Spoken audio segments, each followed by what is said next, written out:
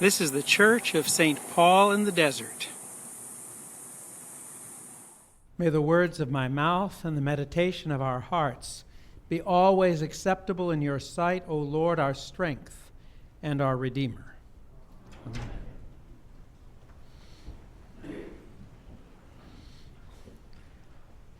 Welcome. I'm glad you decided to join me to be on the front lines of the battle for Christmas. You weren't expecting that? It's all I hear about. And it's tough sometimes to figure out where this comes from. First, it was Starbucks that was after Christmas. And I'm in Starbucks about 5 mornings a week. And I think I understand. They couldn't get the Christmas merchandise out because nobody was buying the Advent calendars. So their war about Christmas was kind of an intra-seasonal thing. They needed to move all that Advent stuff before Christmas could get there. And then there's the afterthought mug, because they took off whatever it was that they had there before, and they just had a blank mug. Now somebody went through with some red tape and put joy on it.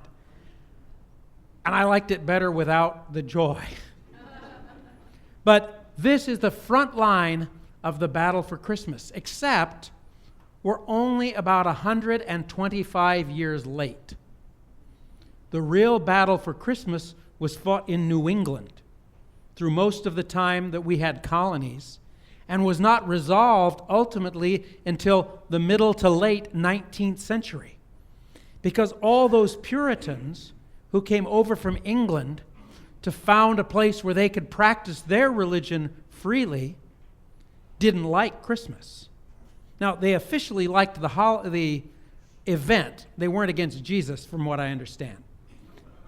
But they were against Christmas because the way Christmas was practiced, and I have to tell you, still is, was filled with all sorts of things that were pagan and were kind of accretions from practices of people in all sorts of places that people thought were really pretty cool to do in the winter, at least up in the northern hemisphere in the winter. In the southern hemisphere, I think they keep wondering about it. And so they forbid the celebration of Christmas. And it wasn't permitted until the late 19th century that they could even have Christmas trees and things in some parts of our country. So we're a little bit late to this battle for Christmas stuff. But think about this. Sometimes we work hard to generate conflict. Sometimes, even when there's no conflict around, we'll come up with something. Sometimes I think it's because of the way that we listen to media. And media has to publish, and now instead of the 24-hour news cycle, there's like a 15-second news cycle. So they've got to keep something going. And what's the old saying? If it bleeds, it leads. And so there's got to be conflict going. But I have to tell you that I've been really hard-pressed to find myself oppressed as a Christian. I'm really not going to speak for all of the United States, but here in Palm Springs, it's been pretty, thank you, Mayor, it's been pretty good, and I've not been particularly oppressed as a Christian. But think about this.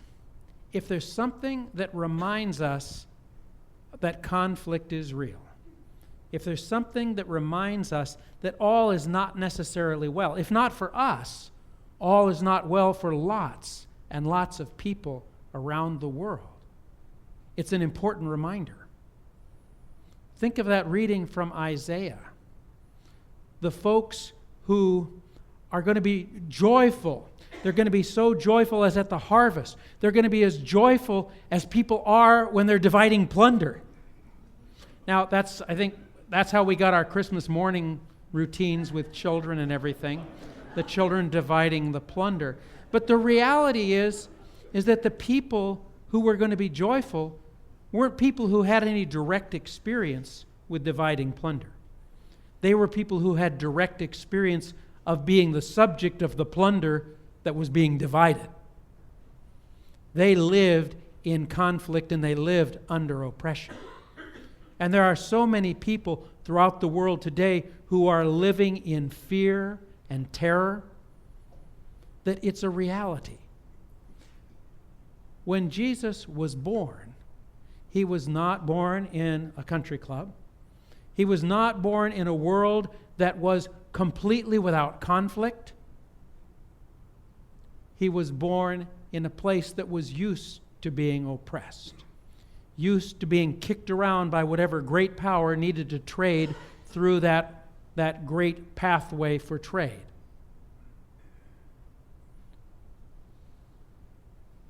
In the reading from Titus, it opens, "And the grace of God appeared, bringing salvation for all." Well, what's important is that we know the story of Jesus.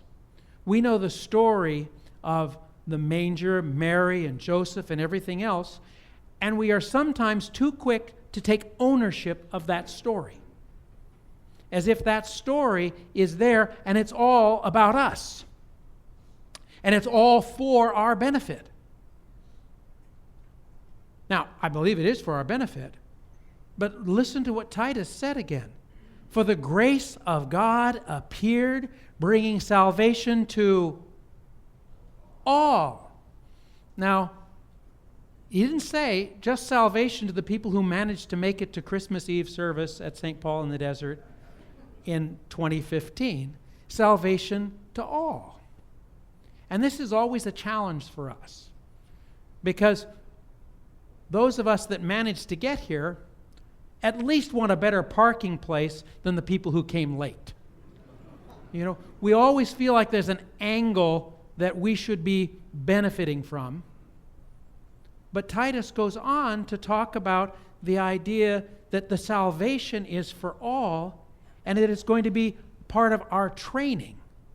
The salvation is not an end in itself, but the salvation, the healing, the making whole, the bringing peace is a beginning. And the beginning will invite us into training. Training to reject impiety. Are we all good on that? Are we all going to reject impiety? Do you have any idea what impiety in particular? No.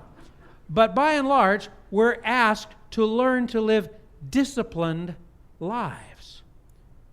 We're asked to mature in our spiritual growth and in our lives. We're asked to be people who've received God's glorious salvation and believed it enough to live according to it. We didn't just say, "I got mine, now I'm going to go to Disneyland." But salvation, the healing that God has brought and made available to all, is a beginning.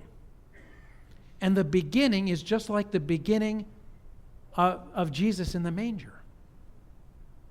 We believe that everything that God had for Jesus was right there, but it only became apparent gradually. And it only came to its fruition at Easter. The same way that salvation that is for all is a beginning for us. And this is an important way of understanding the way Anglicans in particular look at salvation as opposed to some other denominations of Christianity. For some of them, it's the gate that we got through, now we're done. For Anglicans in particular, it's the beginning of a life of being saved. It's a beginning of a life of learning how to, in every fiber of our being, make that salvation that by God's grace is available to us, make it apparent in everything that we do. At the children's sermon today, and it's really wonderful because the kids actually came up with most of the ideas that I wish that I had been able to plant in them so that they could pop up. They did it pretty well. Because that plunder that I joked about, children in particular, and perhaps some of us adults if we're honest with ourselves, really look forward to what kind of cool thing we might receive this Christmas. I'm feeling a little bit jealous because the rector at St. Margaret's Down Valley has been advertising that at their midnight mass they'll have a drone taking pictures of their midnight mass. And I'm already feeling somewhat less than adequate because we haven't got a drone. We have a wonderful camera, but I didn't have time to kind of tie him up on the ceiling there so he could kind of wave the camera around. But I love that kind of technical stuff. But the plunder part is about what we might receive.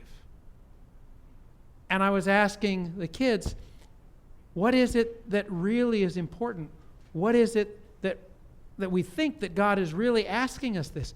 It's about what we can give. So it's not just about what kind of gifts we can give in terms of presents and things like that. And I'm not pushing for anybody to come up with a drone or anything like that. But it's about what we might give. And so the kids came up with some really cool ideas. Love. Caring. They could do something nice for their brother or sister. It's something for us to think about. That Christmas, while the world is all about buying nice things and how many things we might receive and how we might keep the economy going even better by doing more spending, it's how our hearts might be filled with that grace of God that is the source of all healing and all salvation. And if our hearts are so filled, they might overflow. And that love, that grace, might allow us to once and for all say, there is no war on Christmas.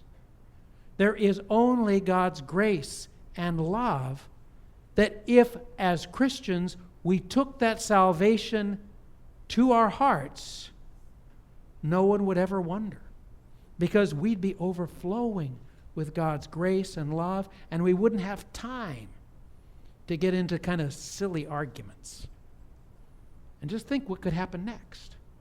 If we began to not engage in silly arguments about how we are not getting quite everything we might think we need and deserve as Christians within the world, we might actually do some things about the needs that the rest of the world has. That if all of us got together and organized ourselves and made small sacrifices, or maybe large sacrifices, that could benefit the common humanity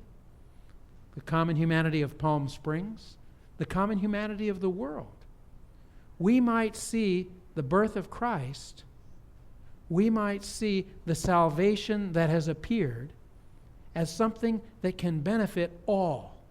Just as Titus said way back then, that when the grace of God appears, it brings with it salvation for all. And I believe God has made us agents of that salvation and that grace, that what we've received we can share.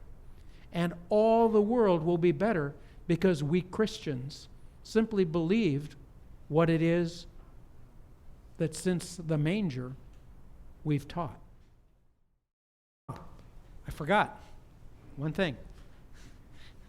I had a poem I wanted to read. And I had it in my pocket, and I was so wrapped up in my wonderful prose. This is a poem written by a member of our congregation. And I just think it, in a very short space, summarizes this important day. Woven into our pleasures, joy is the heart-deep, absolute certainty of being loved. It delights, emboldens, protects, enfolds, sustains, and each Christmas bursts out anew from that long ago manger, cradling the power of God.